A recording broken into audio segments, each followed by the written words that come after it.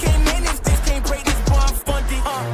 Gotta keep my distance when you not 100, Those the same ones say they love you, they funny, You can't match my energy, and yeah, you know it, Way too cold, yeah, man, I'm way too cold, Way too cold, yeah, man, I'm way too cold, Way too cold, yeah, man, I'm way too cold, Yes, I meant it, yeah, man, I'm way too cold, Hey, I'm a problem when I'm on top like this why this on the flow, hey. Gotta keep my fur coat close, cause I'm a boss and I'm way too cold.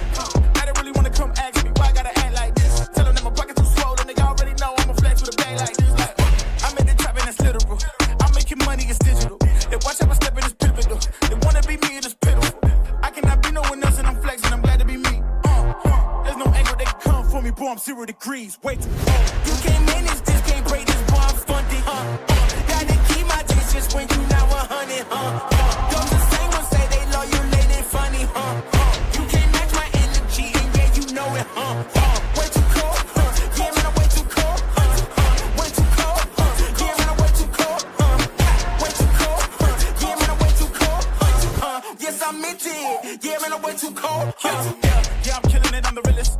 Ain't gotta say, gotta know you feel it. My flow got a cold and sick as the illest. I know that I'm great and they about to witness me going in. I went way up, about to go again. You see me on the telly, then you tell a friend. Cause you know I'm about to rain, it'll never end. Cause I got big dreams, big goals, never settle, gotta keep on going now. You say you got it, and I'm Red Bull, I got the wings and I ain't coming down. No. I keep it straight, every line is so intentional. This is your moment to let it go. You know that I'm into them way too cold. You can't manage this, can't break this, boy, I'm funded. Gotta keep my distance when you not 100, Those the same ones say they love you, they funny, You can't match my energy, and yeah, you know it, Way too cold, yeah, man, I'm way too cold, Way too cold, yeah, man, I'm way too cold, Way too cold, yeah, man, I'm way too cold, Yes, I meant it, yeah, man, I'm way too cold,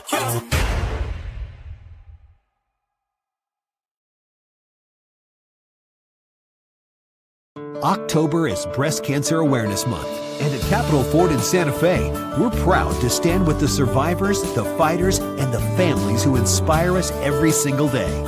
And while we honor their strength, we're also helping you with the strength to save with special dealer offers, like a new Ford F-150 XLT, save with 3.9% APR financing for 72 months, or a new Ford Bronco Sport, lease for just $399 a month at Capitol Ford in Santa Fe.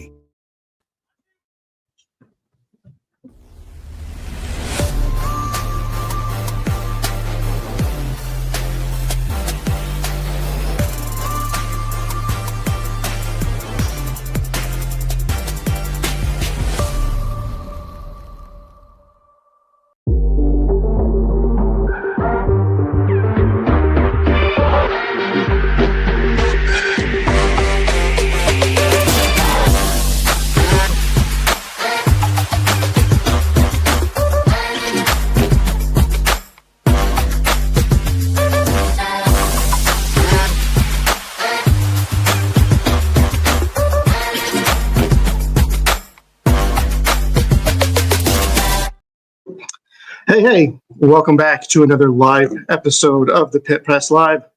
October 13th, Monday evening. I am your host, Eric Moulton, joined this evening by co-host, Mr. Ed Nunez, voice of the Western New Mexico Mustangs and a Lobo fan since 1970. Ed, what's up, man? Hey, Eric. Like I told you, I was in Boston, coming back from Boston on Saturday, and was able to watch the game on the plane from Denver. We made a connection, Denver to Albuquerque. So, it's kind of, they started out slow, came back to lead 14-10, still a game in the fourth quarter. Boise State is still good. I don't know that they're at the level they were the last couple of years, but it's still a good program. When we went to the Mountain West football conference in Las Vegas in July, their press book was that thick. The Boise State. And I remember reading a lot about the pros that they had, all the guys in the pros, all the, how many straight winning seasons, 27 straight, something like that. So I thought New Mexico acquitted themselves, pretty decently. They had a chance, too many turnovers. not enough depth, injury concerns. So, I was able to watch the last part here when we got home from the airport. But again, I think it was a decent effort. 3-3 going into the Nevada game this week, and Nevada comes in having lost a bunch of straight conference games. I can't remember how many.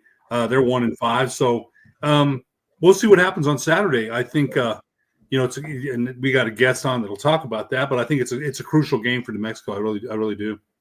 Yeah, I think it's a good opportunity for a bounce back week, especially after the last 2 games being on the road, facing some really tough competition, man. You look at what San Jose State did at Wyoming this week. Danny Scudero, wide receiver, had 4 touchdowns in that game. Wyoming ended up coming back in a real wild one. We'll jump into that a little bit more, but I do want to dive into the UNM game a little more specifically. And I think now would probably be a good time to bring on our guest.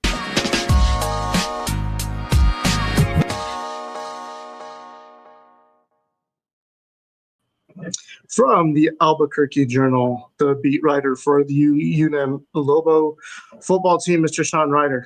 How are you doing, sir? What's going on, guys? Good to be on tonight.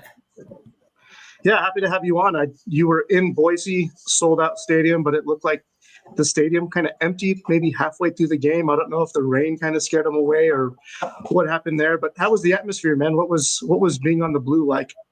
Thought it was good atmosphere. Definitely a homecoming deal for sure. Kind of, around the stadium. It was pretty good weather that day.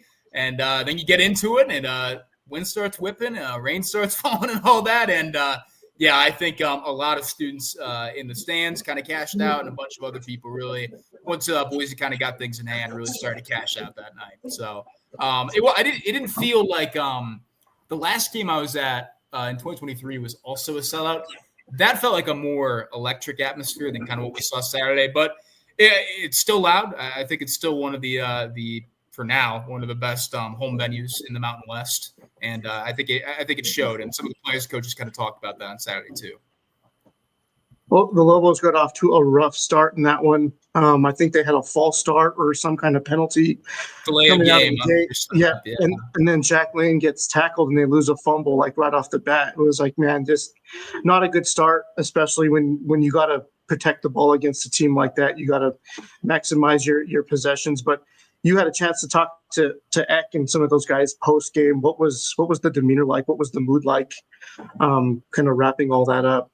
The one thing I'll say about Eck, and we're 6 games into this now, whether it's been a win or it's been a loss, he really does not kind of waver in terms of his tone and all that from win or loss. Doesn't matter if they were losing at Michigan or they were beating UCLA and all that. He still kind of has the same general tone. So I thought that was all I thought he was about as normal as he kind of could be. I mean, he did make the point, we got a long ways to go to kind of be an upper echelon team in this league. Of course, the league is set to change rather dramatically real soon and all that. But no, he kind of had a lot of that tone. And, I think in terms of some of the weird breaks in that game for UNM, obviously, I don't know if I should probably call it a break. It's something that, teams do practice. The Oscar Doyle, the punter, the snapping the ball, the snap, going it to Grizzle, the tight end and all that. That was, like – some of the guys to a certain point didn't quite have you just tip your cap there, but they said we got to coach that better. But that's a pride hurter, that's a backbreaker right there. And Eck even made the joke. He's like, it's tough to give up a score to like guys whose names you don't even know. He's like, I didn't know who Doyle was. Like I don't know about that. So I think it was some guys kind of licking their wounds a little bit, but I don't think it was a tone of dejection or anything like that. You mentioned, Sean, about that fluke play, and you wrote a great article about Saturday about the times New Mexico had played Boise State, and the one time they won on the Bluegrass. I'll remember that. That we had people over here that night when Holly Holm knocked out Ronda Rousey on one TV, and then the Lobos beating Boise State. And I remember at the end they almost scored a touchdown. Boise State was running, and it took a Lobo safety to knock him out. Otherwise my son almost had a heart attack. I still remember that game. So, New Mexico hasn't had great success against Boise State. And you mentioned the slow start, and Eck had a meeting about that, and here we go again. They had a bad start again on Saturday. Now, one of the things you wrote in the article today was, they had 2 quick turnovers to start the game. Jack Lane, who had managed the game pretty darn well, so far this season, has 6 turnovers in the last 2 games. According to your article, though, today, and you asked Coach Eck, and I was going to ask you to expand on this a little bit. James Lobstein came in and got a touchdown, but Coach Eck is firmly behind Jack Lane as quarterback number 1, according to your article. Is that right?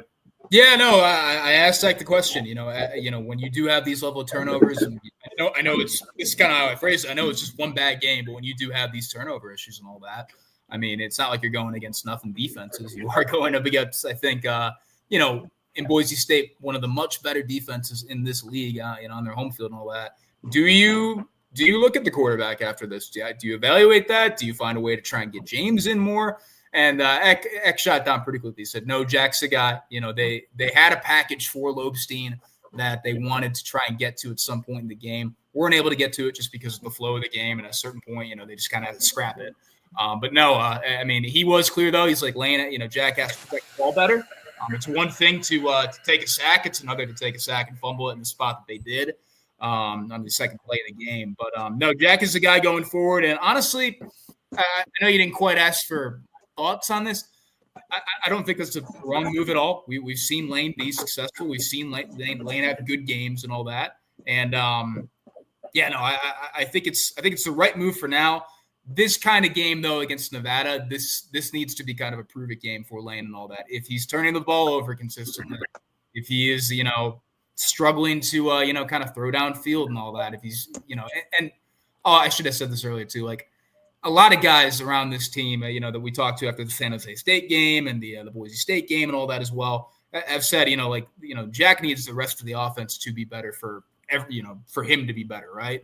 The offensive line has to block better. The run game has to be better. It all has to come together and all that. I don't think Jack is a guy that is that can kind of set the floor for you. I think he can kind of elevate your ceiling a little bit depending on how that offense is around him. But I don't think he's setting the floor in the way that Devin Dampier might and all that. That okay, like this guy can take just about anything around him and get it up to a decent level. But yeah, I think UNM as an offense as a whole, they need to run the ball better. They need to block better, but Jack has to stop turning the ball over. It is becoming a nagging problem, and they got to figure it out against that. Yeah, they got a lot of holes with that. But, going back to your comment on the running game, 49 yards on 24 carries, 2 yards per carry. And, Scottree Humphrey came in with a lot of hype, had one good game against Idaho State, 3 carries for 8 yards. You mentioned, Coach Eck mentioned they had a hard time moving one of the defensive ends on Saturday night. And Jaden Virgin Morgan, yeah. Yes. So, in your opinion, this running game came with a lot of hype. Bankston had some decent runs. Jack Lane doesn't run much, and I had asked Coach Eck about this in the spring. What kind of runner is he? And he had said that he doesn't run a lot. I don't know if that hurts the running game or not. But what's gone wrong in the last 3 games? Really, they haven't run the ball very well. What do you see as a problem besides, the end on Saturday, they weren't able to move. It seems like then we'll get to it later, but guard Richard Pierce might be hurt. We don't know about that. What, in your opinion, has gone wrong with this much hype running game? Yeah, NMSU to me feels a little different compared to the San Jose State and the Boise State games, at least in regards to the run game. In terms of just the fact that NMSU was just so overtly trying to stop the run and take that away, that feels a little bit different to me compared to at least how San Jose State and Boise State kind of approached it too. But it has to be better than it's been the last 2 weeks, 100%. This is not the run game that I think I wrote. This is not the run game that anybody expected. I think coaches, players, fans, media, and all that, it was expected to be probably the strength of the team. The fact that they had 4 running backs and Trey Humphrey, Don Bankston, and Dede Buchanan, and TJ McKinney, right, who could possibly wear teams down, and an O-line that should be able to hold up its end of the bargain for those guys. If anything, the question that I probably have more heading into this season was, can they protect Lane? Can they keep Lane upright and all that too? And I think they've shown for the most part they can do that. But yeah, I think and it's different in the San Jose State games as well, where they didn't have to abandon the run game as early as they did then against Boise State. They certainly had to get rid of it basically more around like 7 minutes per quarter, if I remember correctly, when they went down 17, and they had to start making things happen there.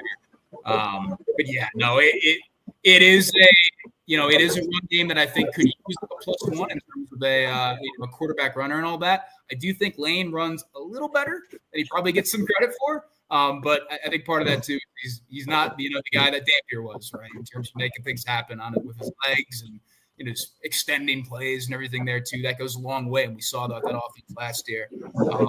But yeah, no, I don't know. I don't know how to fix this run game right now, frankly. It's something that I'm going to be asking a lot about this week, and I'll be writing about this week. So I'll be putting stuff out there. Speaking about scheme, Ed, I'm just going to jump in now just because I want to stay on topic. But right, I think if you establish a good run game early, it kind of opens up the passing game. But when they stuff the run, they're almost forced to throw, and it was just something that they just were not able to get off the ground. I think Jack Lane was 7 of 17 for 115 yards, 2 sacks, but he looked really indecisive at times, right? Couldn't really let the plays develop. I couldn't really tell if it was the pressure being applied or if he was holding the ball a little bit too long, but it just didn't seem like he was finding his receivers as easily as he had in the past. Do you think that was a result of maybe just not being on the same page as his receivers, or do you think it was Boise State's defense overall? I felt like they were just personnel-wise in better position, more athletic, stronger up front, just kind of plugging where the holes might be. What was your take on that? Yeah, I think it's probably a mix of both. And it's a question that I was thinking about earlier today, too, and would like to get a more firm answer. And we do talk to Jason, who has seen the film, and then Jack, who has seen the film as well, tomorrow, and kind of get a read on that as well. Because it has been – look, in the San Jose State game, you saw plays where Lane was just holding it probably far too long, right? And he just kind of, was kind of dancing in the pocket. And then you saw against Boise State where he was almost locked on to just kind of one part of the field, not totally seeing the whole part of the field. And, struggling to really make things happen downfield. So, yeah, it's something that I don't have a great answer for right now. I will say that this Boise State defense in particular, I know their own fans kind of didn't have the kindest thoughts on the secondary and all that heading into this one. I think that secondary played well on Saturday, though, and I definitely think that's a part of the equation. Ben, go ahead. Sean, we know Coach Eck, man. He likes to break out those trick plays. He loves it. But I got to say that the one they tried to run one in the second quarter, Boise State was all over it. Look, they were ready for it. And then he tried again, I think in the third quarter, or maybe it was the fourth. Were you surprised that, he tried to run the second one? Because the first one, they're all over it. And the second one is almost like the same play. Were you kind of surprised they tried to run it at that time? I wasn't surprised. No, I mean, they want to run trick plays. They practice trick plays. I mean, they want to they want to get the most bang out of their buck, right? And they want to make things happen there. And if it hits and it goes for a nice gain and all that, then, we don't question it, right? We probably say it was a pretty all right call. But no, they definitely want to get after it in that regard. And they have the bank of trick plays, and they can use them when they want. Yeah, they've been pretty effective with that. One against Michigan was one of the best, better trick plays I had seen. And, they run it. But that one on Saturday, I thought the second one could have been intercepted, kind of a dangerous one there. The injury part, and one of the broadcasters or color commentators on Saturday night said depth is a concern. Last week it was cornerback Abraham Williams, wide receiver Michael Buckley. The concern this week is right guard Richard Pierce. Depth is a concern. Do you have any word on Richard Pierce? Or are you waiting for the press conference tomorrow? Yeah, all I have on Richard is that Jason said hopefully it's not that bad, but they got to get X-rays and they got to get MRIs done. He left, I believe, with no weight on his right foot, had to be helped off the field.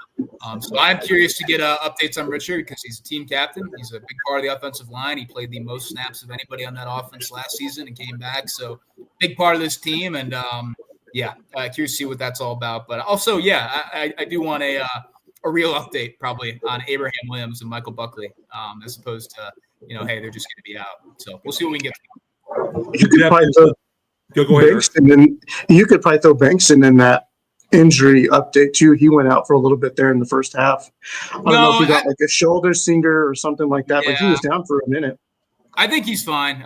Because he went into the injury tent and then he played the rest of the game. And then we talked to him after, and I didn't see anything wrapped or anything being treated there. So I think he got banged up a little bit, but I think he's fine. Yeah, go ahead, Ed. My bad.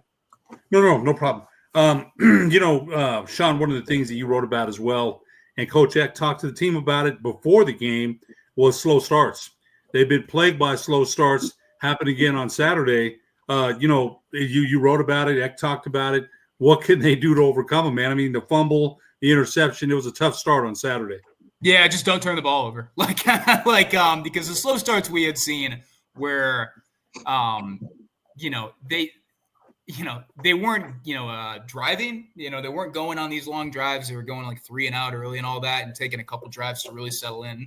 If anything, the Boise State one was probably the worst of the slow starts in a lot of respects, right? You had the fumble right off the bat, and then you had the interception, I believe, in the second drive. That sideline throw to Keegan Johnson picked off I think McCoy, I'm pretty sure, the Boise State corner. Just don't turn the ball over and try and sustain drives. And I think it boils down to also like this run game isn't in a great spot, and they need that run game to be in a much better spot to be able to sustain a drive, to start a game and all that as well. So I think they're all kind of connected in certain ways, but yeah, the slow start offensively did not help. I will give the defense credit, and I kind of wrote a little bit about it. They had that fumble at the 18-yard line. They were put in a really tough spot. Just 2 plays in, had to get out there and deal with that, and hold Boise State to a field goal on the road. I thought that was pretty impressive. And frankly, I thought the defense was good in a lot of respects throughout the first half until they effectively ran out of gas in the second half. Go ahead. No, I was gonna flip the field a little bit and start talking about the defense, because that was one of the bright spots and definitely one of the more surprising things in the first half. 10 tackles for loss, 4 sacks. They were getting after the quarterback, and it was coming from just about every down defensive lineman too. But yeah, the overall depth at the position. They were on the field for 80 some snaps compared to 50 some on the offensive side. So yeah, it was literally just running out of gas and running out of that depth, and playing a strong physical team like Boise State you just can't withstand that. Yeah. Oh yeah, no, sorry, I didn't know it. What was it, Eric? Oh no, go ahead. I just wanted to get your thoughts on kind of the overall defense, but it really came down to running out of gas and overall depth at the position. But I thought they played really well. No, I think so too. And I think you could see them kind of start to wear down a little bit in the run game. The sense that I kind of got was that Boise kind of understood, well, we've had them out in the field for a long time, man. Let's run the ball more. Let's really start to wear them out. And I think they kind of kicked that in the second half. So yeah, no, I think this was a really good bounce back effort from the defense. I don't think it's as potent as an offense as San Jose State in particular.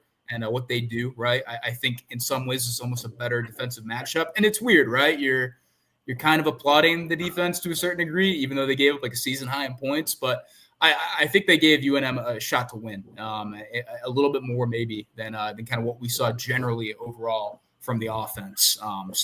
Yeah, credit to the defense, in my opinion, is just It was a strange feeling in that first half, especially when they got that kick return. They ended up taking the lead. They were up 14-10 there for a while.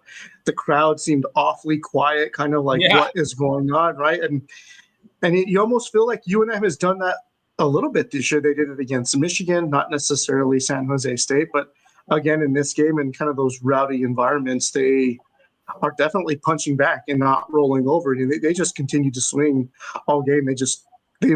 They literally ran out of bullets in the chamber. So, Ed, you had a thought you wanted to get in.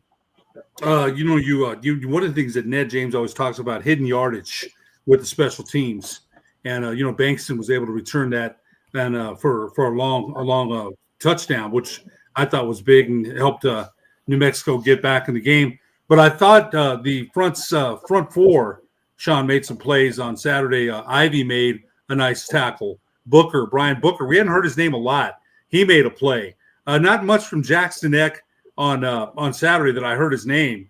But, Coach Eck said that he was pleased with New Mexico's performance against the run on Saturday. He thought they had performed pretty well.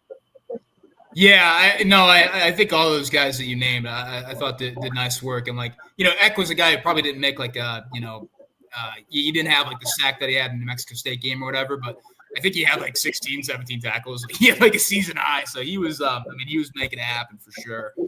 And McIver, I think that's something that I think coaches and I think me in some ways, just kind of watching these guys up close during practice and all that, I think that's a play from McIver. I'm blanking on the exact play where he had a really nice tackle in particular. And I think I don't remember if it was a tackle or sack, but yeah, no, I think he kind of showed something that he really quite reacted to this point. But no, yeah, I think they did a pretty all right job against the run to start. And then again, I just think kind of just got worn out, kind of just got, ran out of gas, got a little hole in the tire and all that down the stretch. Saturday, Nevada comes in on Saturday. Their only win was against Sacramento State, lost to Middle Tennessee 14-13, played Boise State tough, losing 28-21, losing to San Diego State on Saturday. Next week, UNM faces off against Utah State, which everyone's going to be in a lather about because it's the return of Bronco Mendenhall. How critical is this game on Saturday for UNM to win? Well, they didn't play. They played Boise State last year. No, Saturday, didn't they lose to San Diego State? Or who did they lose to? Fresno State before that. Fresno State. Yeah. So, yeah, no, look, this is not let's just get to it. Like, this is not, like, a very good Nevada team right now. I think that Fresno game where they kind of came back with Carter Jones playing quarterback over Sugar Purdy and all that was a little interesting. You were kind of curious to see, okay, is it a deal where Nevada has found its guy? They're going to come out and they got a guy under center that they can kind of trust and work with? Or is it a deal where, Fresno State didn't have tape on this guy and they're kind of trying to figure it out? And I think we kind of saw it more the latter option against San Diego State, and just kind of a pretty lopsided, dominant San Diego State win where I think they led 44-0, and they kind of scored the last 10 points when San Diego State kind of took the dogs off late. So, no, yeah, I think this is absolutely a game that UNM really needs to assert itself and kind of get some things right in particular. I think there's a world where you could say that maybe New Mexico is closer to Nevada than they are closer to Boise State in some regards. I could see the argument there, but I think it would be kind of a massive disappointment if this is a game that's going right down to the final couple of minutes and all that, or whoever gets the final drive. UNM needs to be assertive, and they need to find a way to put Nevada away early and get a lead. Eric, go ahead. Yeah, I wanted to talk about that Nevada game. That Carter that came in was a true freshman, too, right? Was that just kind of like an experiment that they were going to throw in there, and he ended up taking more of the snaps? And did he play the whole game against Fresno State? No, San Diego State. Yeah, I believe. Well, he didn't play the entire game, but then they brought in Purdy and all that too. But I believe he started. He did, yeah.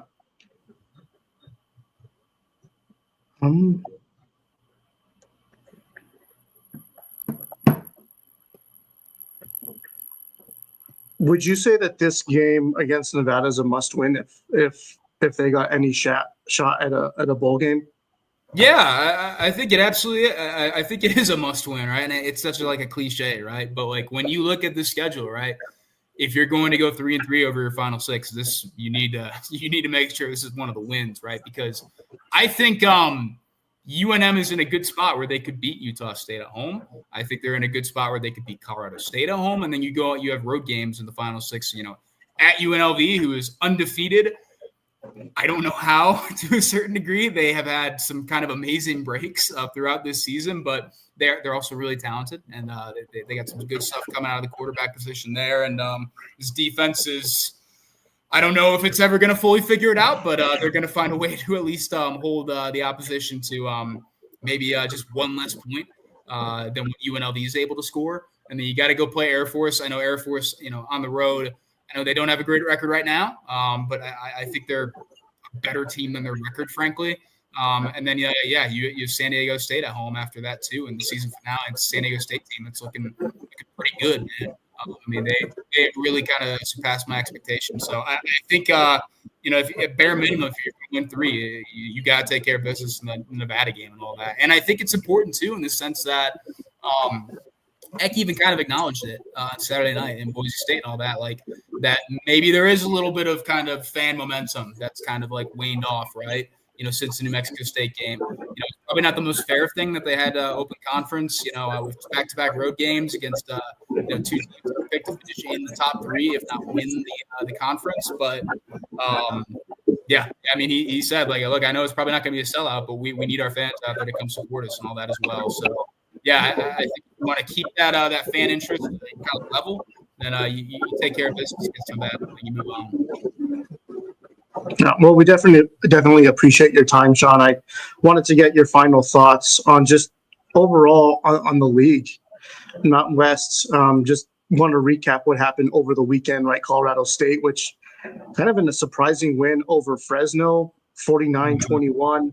I felt like for the majority of the season, Colorado State just couldn't figure it out, right? Nikolai, I can't pronounce his last name. The quarterback got pulled for their backup, and he actually ended up having a big game. But UNLV in a shootout against Air Force, which Air Force just kept answering the bell. Really hard to kind of get a feel for how good UNLV is. I don't think that their strength of schedule is that good. They haven't really played anyone that strong. But then the surprising win of Wyoming over San Jose State with a weird pick six, and then kind of coming back late in that game. San Diego State, which we just talked about now, kind of blowing out Nevada. And then Hawaii.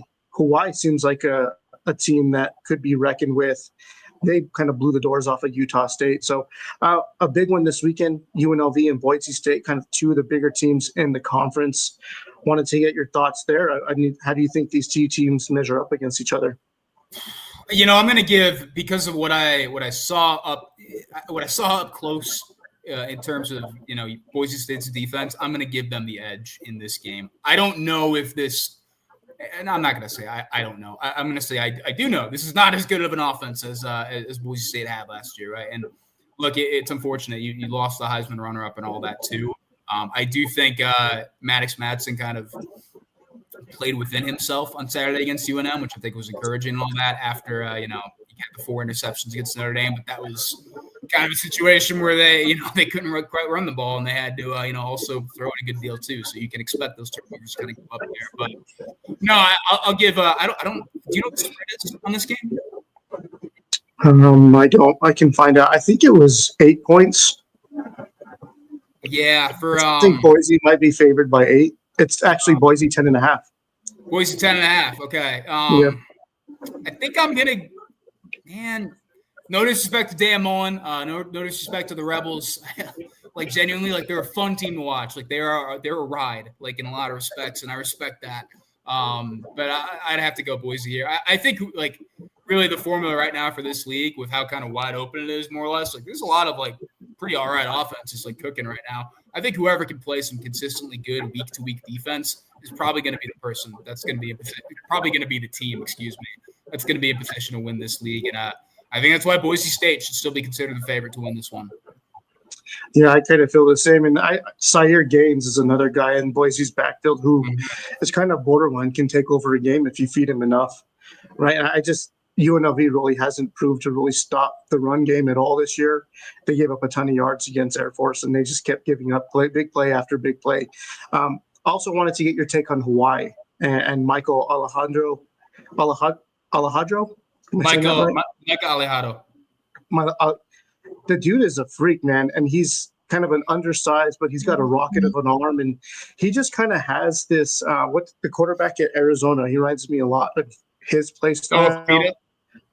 Yeah, same style of play, but I feel like Hawaii could be a ticking time bomb in the Mountain West.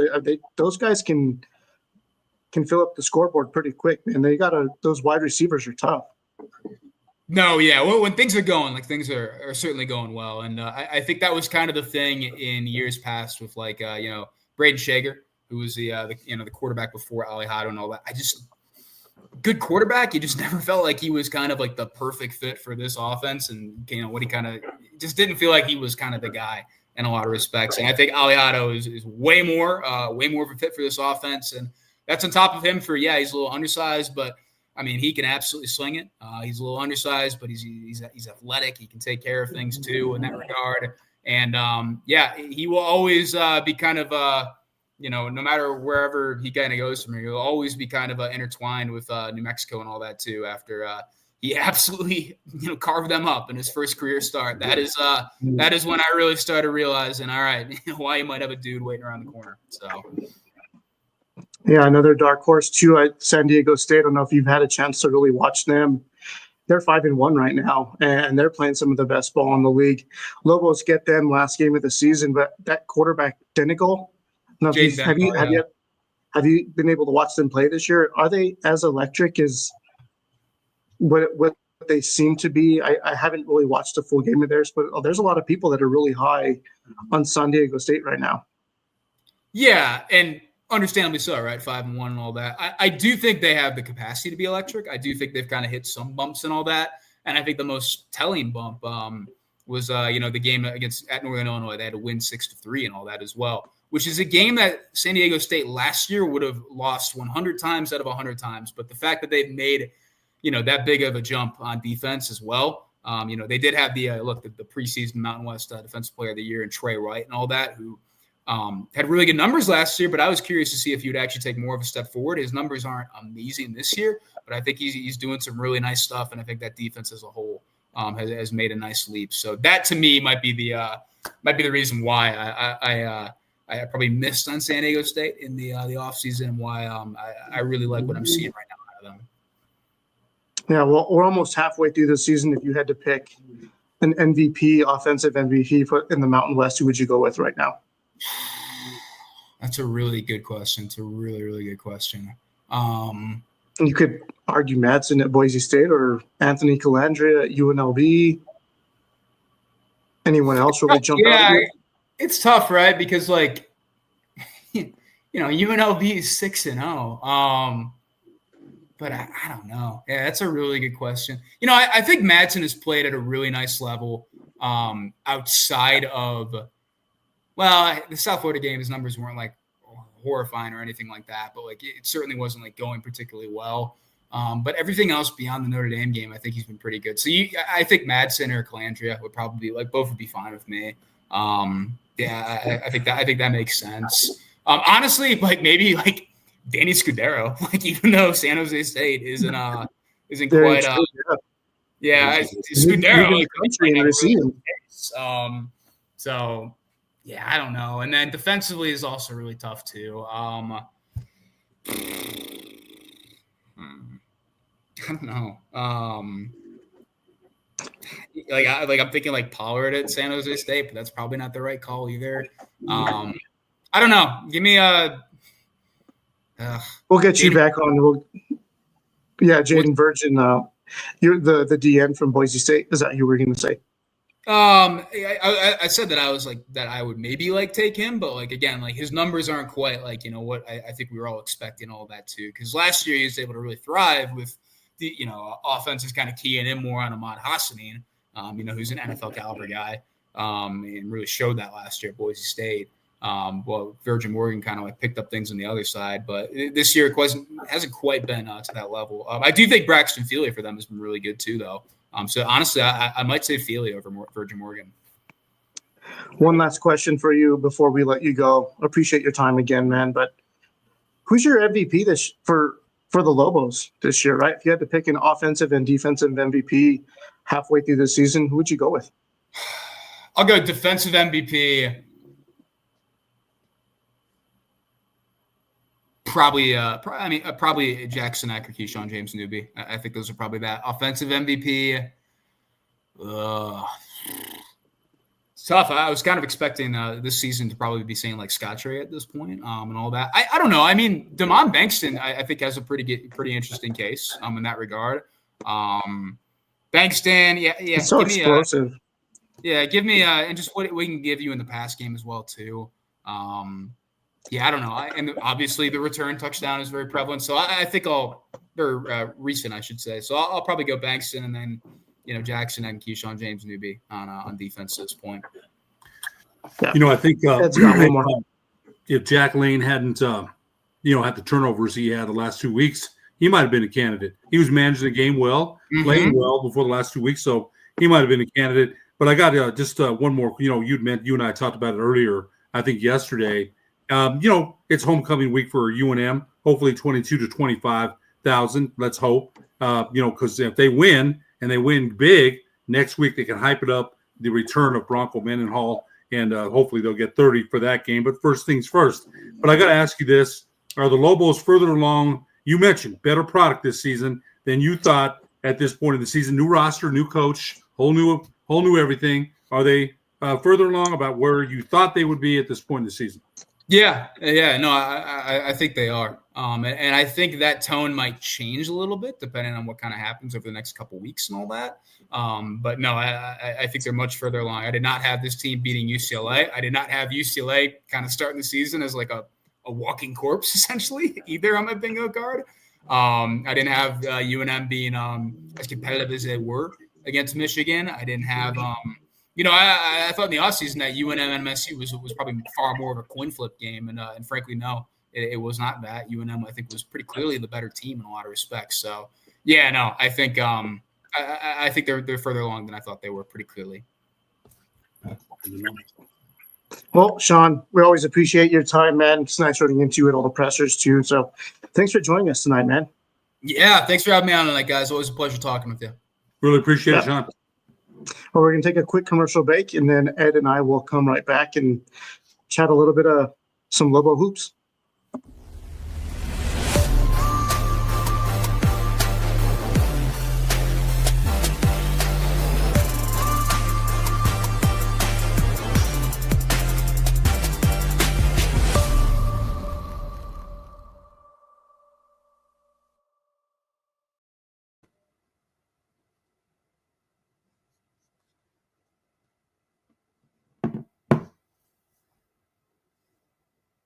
Hear me?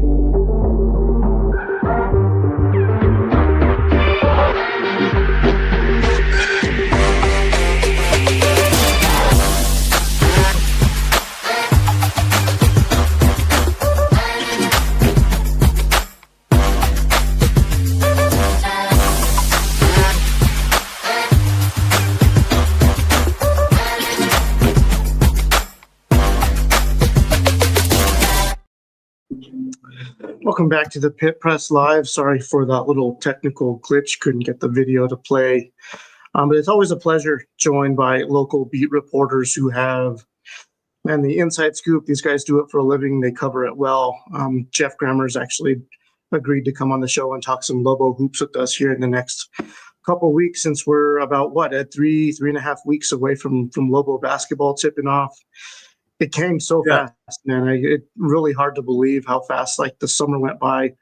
I remember just starting to talk about getting prepped for Mountain West football media days, and that came and went so fast. And now here we are halfway through October getting prepped up to talk Lobo basketball, which is for the lack of, or not the lack of supporter for the football team, but just kind of what fans around here most look forward to, right? And I think that's what kind of Jason Eck is looking to switch over. But I don't know, man. I really like having the beat reporters on. They're good guys to talk to. They're very knowledgeable. They pay close attention, and I always appreciate their take. So I wanted to know what your thoughts were on what Sean had to say. I know that you read the Journal religiously, and you appreciate his writing and whatnot. So what'd you think?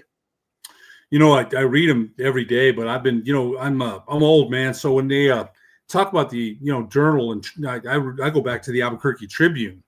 The Tribune closed in 2007, and my dad would get both, and I read both of them. So this goes back years and years. Read Mark Smith, Carlos Salazar, Ed Johnson, Rick Wright. Still read Rick Wright today. I read so many of them. So Steve Bergen, when he was the beat writer of the Lobo football program a couple of years ago, became friends with him. So when Sean took over, the guy is 24 years old. He's young. Mm-hmm. The dude is in guy's in shape, right? Works out all the time. He's on it. You can tell by the way he talks. He's he's in the locker room. He's at practice. He covers the ins and outs, man. So I thought, what he said really rang true about, where they're at, where he thinks they'll be at. And, they got the running game, I think, is a concern to everybody involved, because when the season came out, even when they got Scotch Ray Humphrey last year, we were on a group text, I remember. And I remember saying, how did they get that dude, man? So I think for right now, he's trending down. For whatever reason, he's trending downward. Bankston trending up. But it's like Dallas yesterday, Eric, you and I are both Cowboy fans. They ran the ball. They didn't run the ball well. you're not going to win many games if you're UNM running for 49 yards on 24 carries, averaging 2 yards per carry.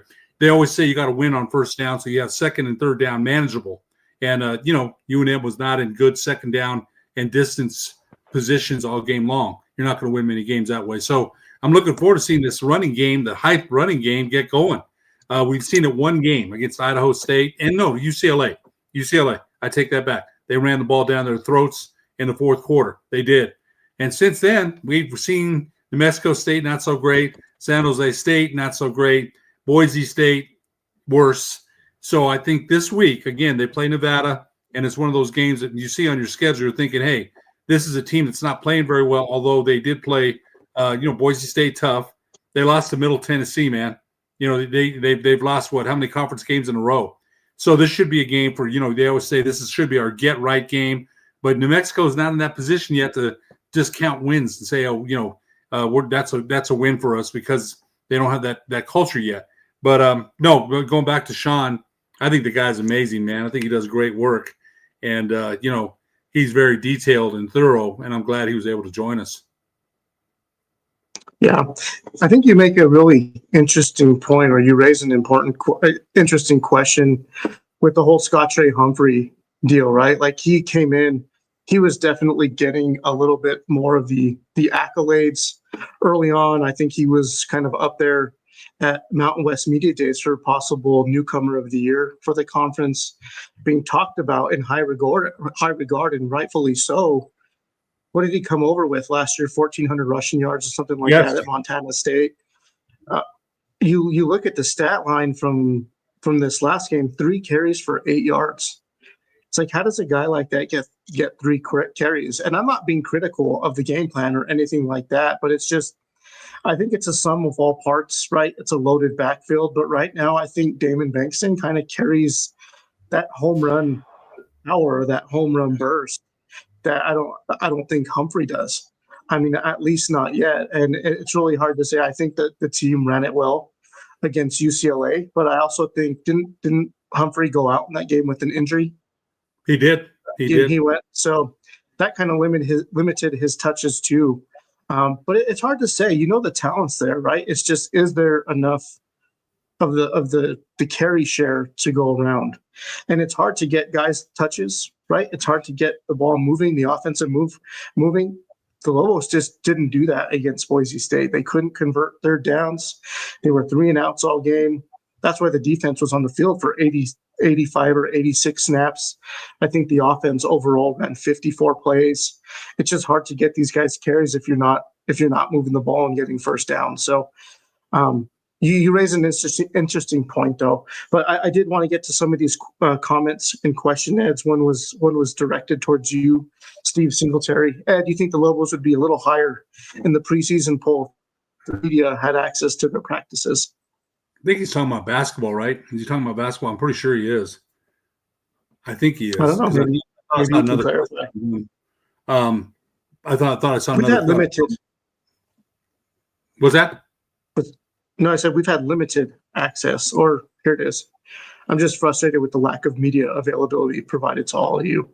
Are you referring to basketball or football? Yeah, here it is. Yes, basketball.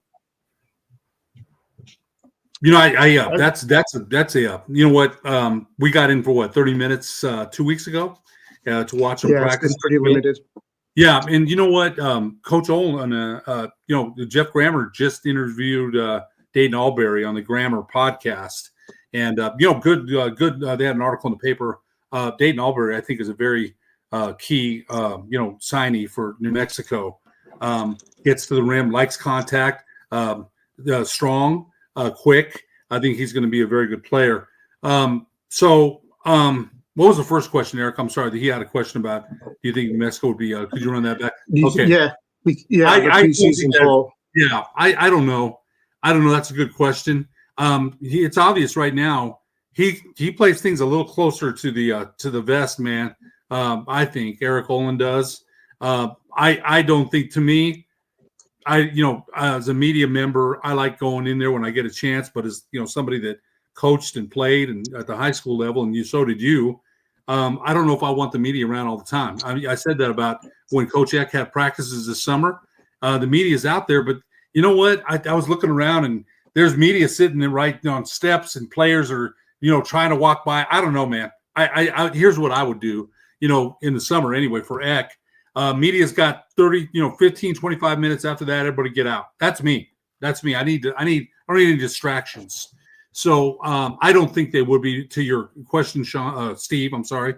I don't think that, it's a new program, new coach, new players, not one player returned. Nobody came back from Patino's teams that won Patino won 23 years in a row. So I think this is but we've heard good things about Olin. We have, we've heard he's an up and coming coach.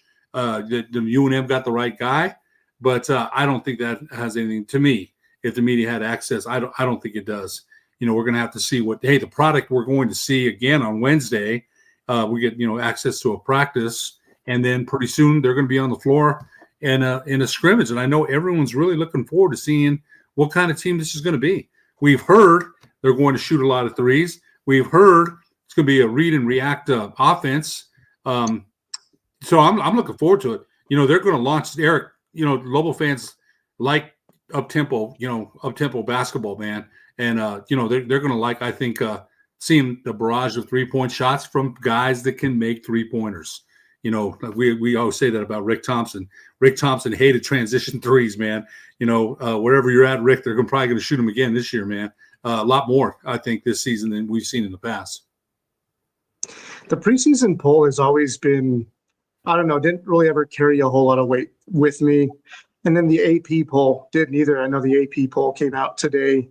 KenPom ratings also came out, I think, yesterday, or they came out at a weird time. It was like midnight on Saturday when they were released. But the preseason polls are tough, and I think a lot of them are kind of based off of returning rosters, and the continuity is the new thing kind of being thrown around in the college athletics world, but they're talking about a lot of that in the basketball realm of things. And look, this roster is completely brand new. They don't have any returning guys, not a single one. So when you look at that continuity factor or metric, it's these Lobos haven't played together yet. There's a lot of unknowns. I think, we can make a pretty good guess at what kind of basketball style they're going to play with, right? I think we can at least assume that they're going to be more of a spread offense, 5 out on the perimeter. We've seen some of the bigs that have come in and be able to shoot from the outside. It's just there's so much unknown. We haven't seen them play together yet. We haven't been able to see them play even a 5-on-5 at the practices we have been granted access to. What we've seen is basically the same that everyone else saw at the Lobo Howl, right? A lot of calisthenics, a lot of stretching, a lot of shooting drills, things like that. We haven't seen that one-on or the 5-on-5 competitions. It's really been against a bunch of ghost defenses like Nick alluded to in his article that he wrote following that open practice. But I think we'll get a little bit more access now, closer to the season. I'm hoping to maybe get Olin back on the show. We'll ask for some players to come on. I know that Dayton Elberry went on Jeff Grammer's podcast about a week or 2 weeks ago. But yeah, we definitely want to get these guys on and get them introduced to the fan base. And I want to see these guys get up and down, Ed. I know that you like the competition, you like the X's and O's part of basketball. You and I pay very close attention to that. So that's what intrigues me the most. But I did want to, Ed, if you have any other comments, I did want to kind of get into what was just recently released today on the KenPom. No, go ahead. Rankings been released. So we do follow Brendan Williams on Twitter. If you guys are looking to get more insight on GCU's brand new to the league this year, really competitive basketball program, and I'm looking forward to them. Bryce Drew is a really good coach, and they've actually got, I think, a top 30 or top 35 transfer class in this year. So Brendan Williams has been following them pretty extensively, but he's doing a little bit more coverage of the Mountain West. So he consolidated all the different metrics in Evan Maya and Haslametrics, Torvik, KenPom, and kind of averaged them all out. And you could see UNM came in at 97 in KenPom, that was released today. Evan Maya has them at 105. And then he kind of averaged them out. So I think obviously San Diego State is the clear-cut favorite again in this league. They just return so much production.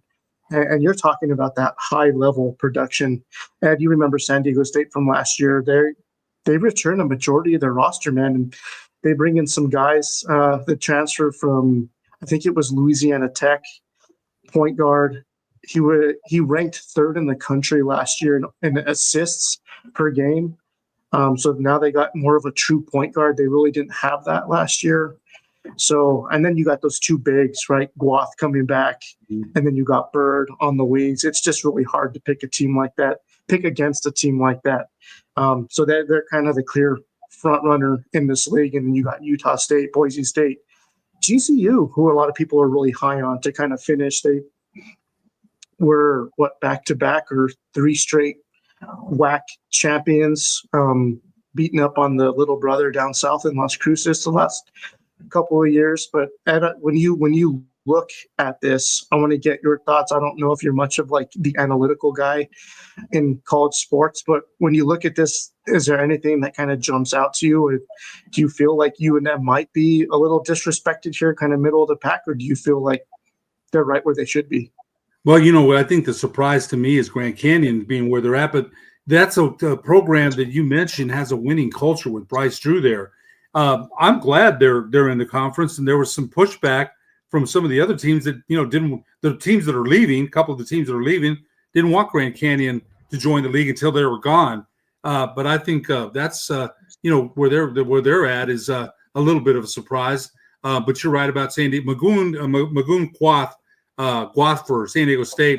He returns. How much better is he going to be? I thought he looked a little bit stiff, unathletic last year. He had a summer to work and get stronger and catch up his size with his body. He's going to be a lot better this year. I really believe that. So I think San Diego State they're absolutely where they need to be.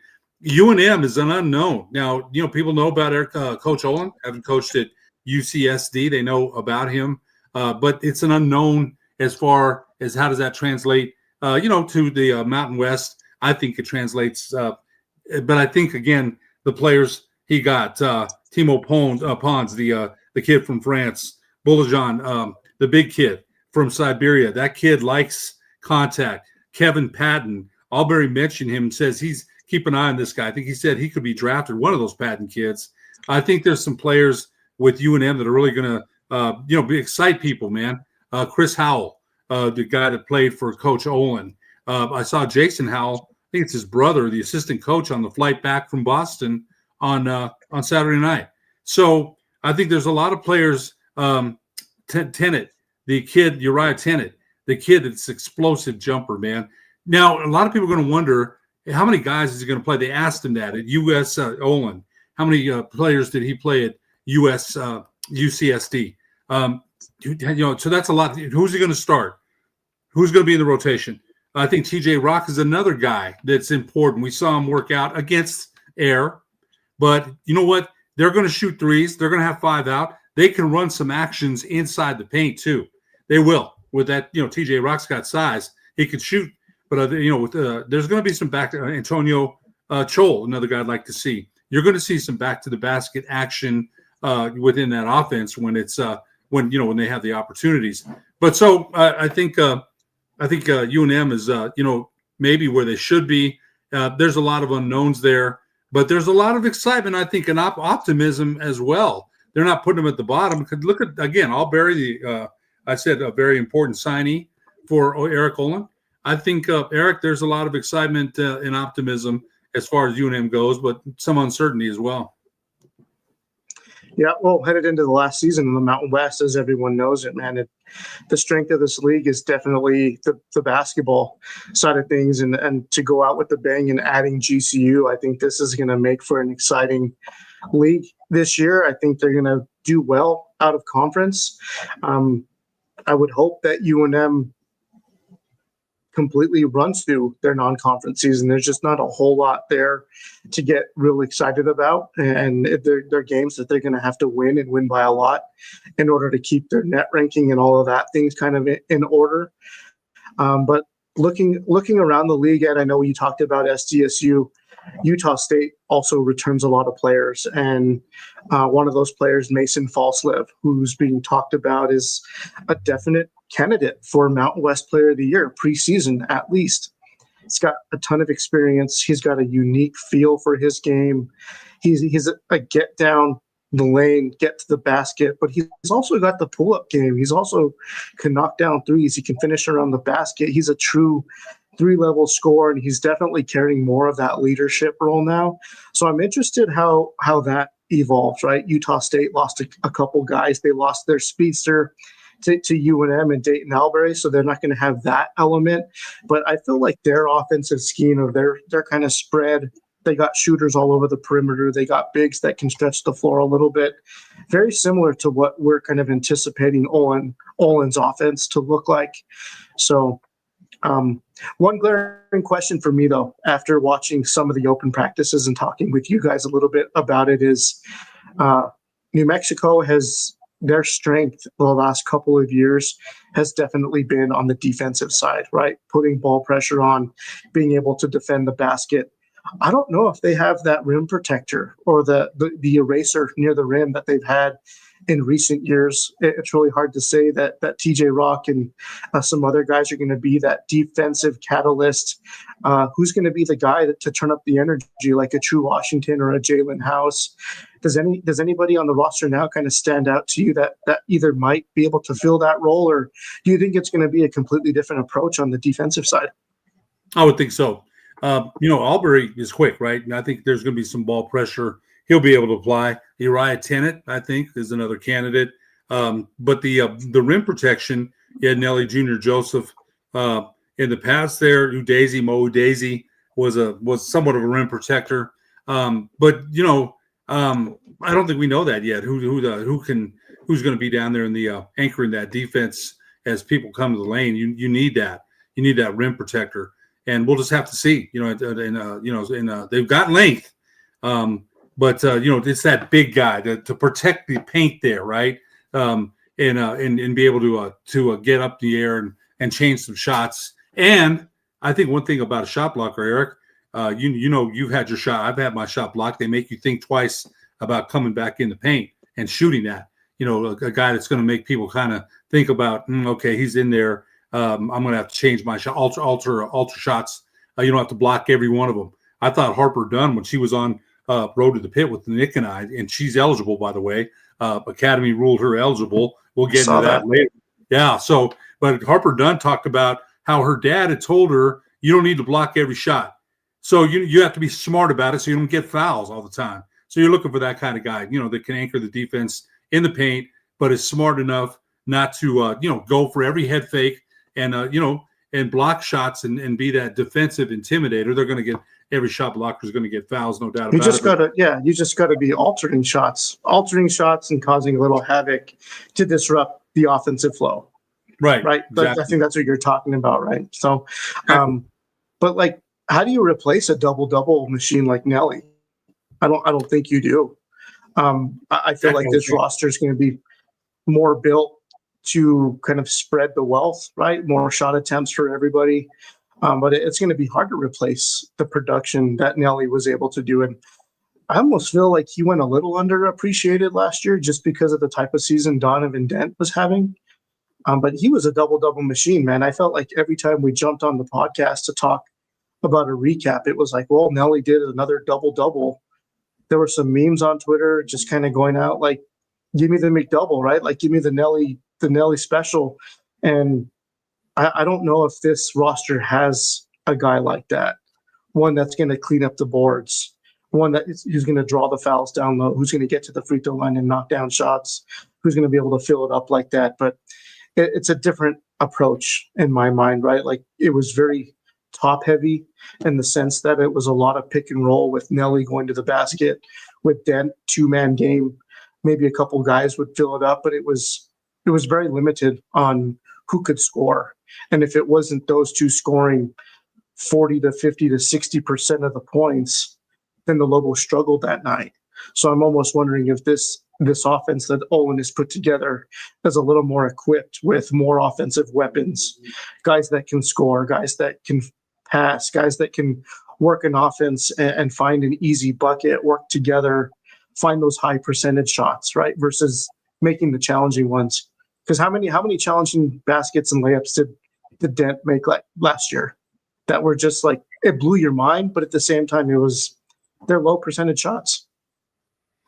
The one against New Mexico State stands out. That was top ESPN top 10. That shot there they ran, and he made another one later in the season. And so, yeah, you're right. In the last couple of seasons, UNM has been able to throw the ball over the top to Daisy and get some points, throw the ball over the top to Nelly Jr. Joseph and Nelly was a lot stronger than people thought, man. He really was. Remember, he came from Iona and had averaged 14 over there at Iona. Had a pretty decent season this first year and then really broke out last year. And the drop step, he went in there and, he's going to score. How many fouls did he draw a game? How many, 6, 7 fouls, maybe more? Same thing with Albury. He draws a lot of fouls. You're looking for guys like that. But it's a different game, though. We mentioned that. They will have some post action, with the 5 out, they will. But UNM, you mentioned that. Dent, Nelly, slip the pick, roll. So many actions they ran off of those two. And then if Donnie was covered, back out to True, boom, for a 3. Different team, man. Different team altogether. And I think people are anxious to see what they're going to be like. Remember, we mentioned this, Lobo basketball is king here and has been king for a long time and will always be king, man, that I know of. So people are pretty excited based on, Patino. People, like I said this, Eric, people want a smooth baton pass. Patino won 20, went to the NCAA tournament in 2 years. So people want to see it again. They want the baton to be passed and the New Mexico to keep running. And there's going to be a few hitches in that track, man. That's just the way, any new system with new players and a new coach is. But I think people will be, excited and happy about the kind of ball they're going to play. Yeah, well, I'm excited. Ready to get this thing going, man. I think there's still a lot of Lobo football season left too. So we're not trying to bypass that by any means, but it's hard not to talk Lobo hoops when we're 3 weeks out. I think that first exhibition is at the 25th, or do you remember the exact date on that, Ed? I don't. I'm so bad. I probably should have checked that, but maybe we can get that on. We can do a post game or a pregame or something like that and get more close to the game coverage. But just be on the lookout for the Pit Press Live. We've got a few commitments of some guests coming up that we've been able to reach out to. Like I just showed you, Brendan Williams with Go Lopes Radio. He's going to come on and help kind of break down GCU's roster after they just had an exhibition. They went to Baylor, and they gave Baylor all they could handle. And there were a few guys on that roster that were able to play pretty well. So I think as we get closer to the season, we'll be talking more hoops, more game coverage. So he wants to come on and talk GCU after we kind of get a chance to see the Lobos in that first exhibition. And then again, we got Jeff Grammer committed to come on. We'll get Coach Tom Moser, who covers the Mountain West from a podcast perspective. I know that his opinions are very respected around the Mountain West. So he'll come on and kind of give us a rundown from his perspective. And he's a little unbiased when it comes to the league, right? Like in terms of following a specific team. So he watches the league religiously and he kind of gives us his take on each team and the performances. And he was a coach in college, so he kind of tells it how it is and he has a cool perspective. So I'm missing someone too, that Rocco Miller, college basketball national reporter. He's teamed up with the Field of 68 guys. They have a podcast that they do. He's going to come on our show and kind of give us a mid-major breakdown, talk about Mountain West basketball, auto bids. I know that they're starting to talk about that a little bit, but he'll go into some roster breakdown, schedule releases, look at some non-conference games from around the league and really highlight the ones he's most looking forward to He made a trip out to the pit last year. We were able to talk with him a little bit then. So definitely got more Lobo basketball and Mountain West basketball coverage coming for you guys in the next couple weeks. So we appreciate you guys following along. Ed, I know that you guys got some shows that you guys are going to try to get to this week. Do you want to kind of give a rundown of what you guys are planning on? We're not sure, because I got to leave town on Thursday. It's a real busy week up at Western New Mexico. I've got 2 volleyball games and then a football game Saturday. Volleyball at 12 and then a football game at 7. And then it's Lone Star Mountain Conference Media Day Friday for basketball. So I'm going to interview the women's coach and the 2 women's players. Was going to interview the men's coach, but he's going to be out of town, unfortunately. So Nick and I may not do a huddle up this week. We'll probably return next week. It's just been kind of tough, and then Nick has been, I know he's going on with you tomorrow night. He's been pretty busy too, but we haven't forgot. We definitely want to get, a couple more huddle ups. Football season coming to a close. James Yoda's talked about the top possible 4 seeds that will come out in 5A, and you'll be seeing a lot more football coverage, as the season draws. Hard to believe there's 3 games left. That's how fast the season has gone. So, and then when basketball starts, Nick and I will resume our road to the pit, having a coach or a player on. So, yeah, a lot of stuff going to be coming up on the Pit Press. You know what, Derek? We're just going to keep it rolling, man. That's what we do. Yeah, and Nick will be on tomorrow night. I'm going to help him produce a show. He's bringing back Sam Ehrlich. He's the Boise State professor, lawyer, ex-lawyer. I don't know if he's still practicing now, but he's been following everything that's been going on real closely with revenue sharing, the NCAA, and the things going on in the courts. I know that there's a few cases that they've been following real closely. So Nick's going to get him on. They're going to talk about that. And I think the timing's good to bring on a Boise State fan too and try to get their perspective on the game and their first-hand look of the Lobos on the blue turf on Saturday. So if that's it, Ed, I'm a little burnt out tonight, but I appreciate you guys for tuning in, sticking with us. We'll have a few more shows coming on later this week for the Pit Press Live. I'm your host, Eric Moulton, and this is Ed Nunez. Thanks for watching, guys.